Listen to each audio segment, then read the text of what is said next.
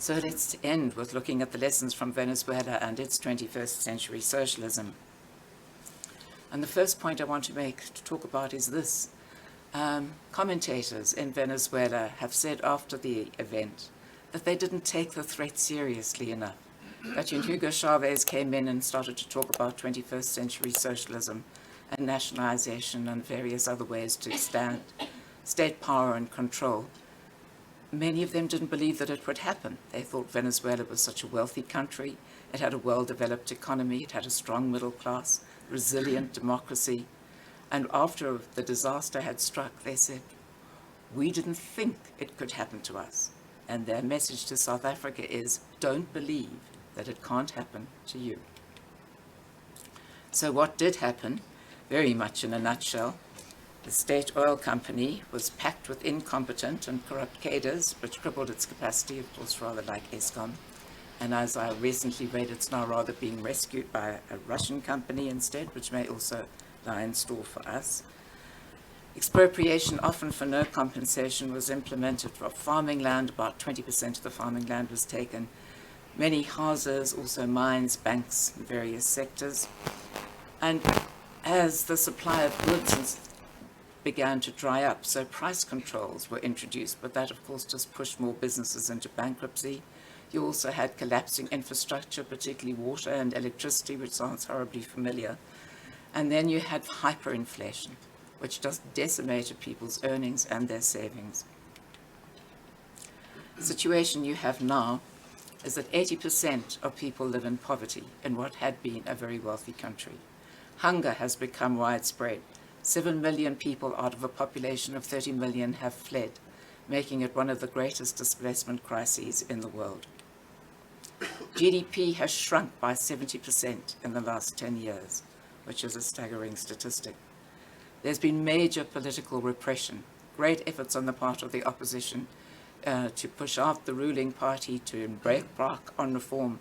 But even where the opposition won a 2/3 majority in 2015, it didn't help, because Parliament was effectively bypassed and the Supreme Court was packed with people who upheld what the president wanted. And at the same time, we have massive inequality between most of the population suffering enormously and a small political elite. Hugo Chavez, who began it all, became one of the 400th wealthiest people in the world, according to Forbes, and his daughter is said to have assets worth $4 billion. So it seems rather ironic that critics of capitalism often talk about inequality as one of its bad outcomes, but inequality in socialism tends to be even more severe. And yet the ANC alliance repeatedly endorses Venezuela and is keen to follow it down the EWC path.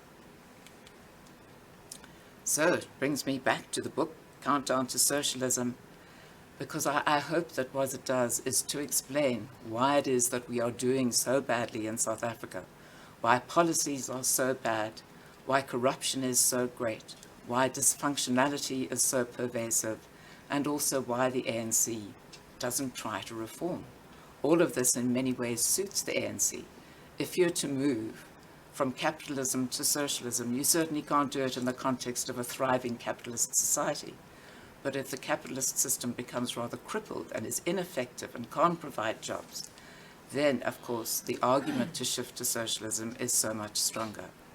So the ANC has an interest in crippling the capitalist economy and an interest in increasing poverty and instability as a background for the shift to socialism.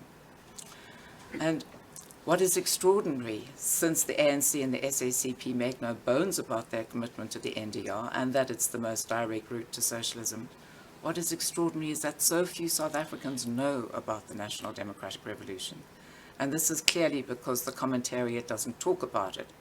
In the memorable words of John Kane Berman, a former CEO of the IRR, the commentariat is sleeping through the revolution, and that means most South Africans are sleeping through it too. And I hope that through the book people will become less baffled, and that once they have been forewarned, they will be forearmed about how to defeat the great damage that the NDR has already done and is likely to do. Thank you. My name is Mark Oppenheimer of the Johannesburg Bar. Anthea, thank you for an excellent presentation. You point out that the path the ANC has followed is perfectly within their personal interests, that it is to the detriment of all South Africans, rich and poor alike. But the ANC have profiteered off of their policies. They've become incredibly rich, like Chavez's daughter. Given that, what are the best ways of pushing back against the NDR? Given that the ANC officials have a strong interest in continuing down the path that they're going, how do you change that incentive structure, and how do you get the rest of the country galvanized against a horrific policy? Thanks, Mark. As always, a good and difficult question. I think that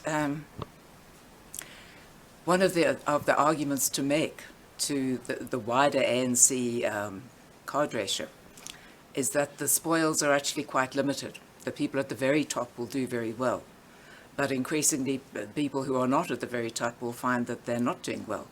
And I think maybe one can piggyback on the sort of concern that COSATU did express when they realized that the NHI fund is going to be the sole medical aid for the entire country.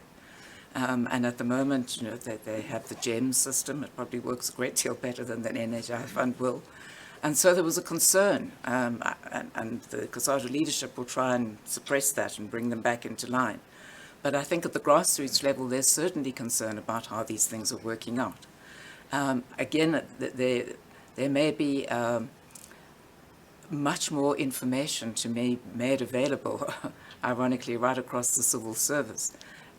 They've all been subjected, of course, to a great deal of propaganda in support of the NHI and other interventions. To have the other side of the story, what it will mean in practice, how they will suffer even though they are cadres, needs to be made clear.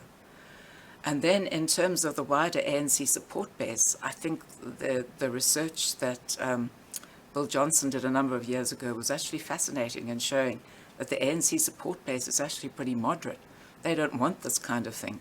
So it is really a very small group of people, the 4,000, 5,000 people that go to the ANC national conferences every 5 years, that adopt these radical policies, that recommit themselves to the NDR, even though most ANC voters would actually prefer to have business-friendly policies.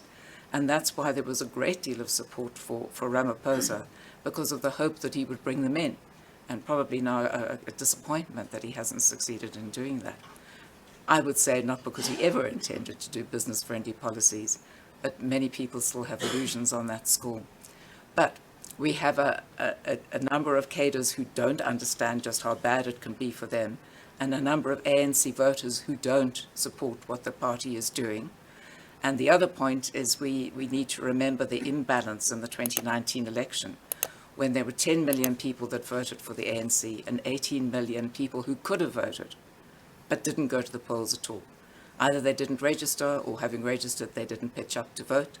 But that 18 million is potentially an enormously important swing vote.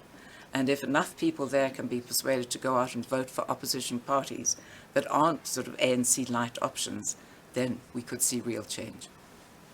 Right, we have Pierre at the back there. Pierre, if you could introduce yourself.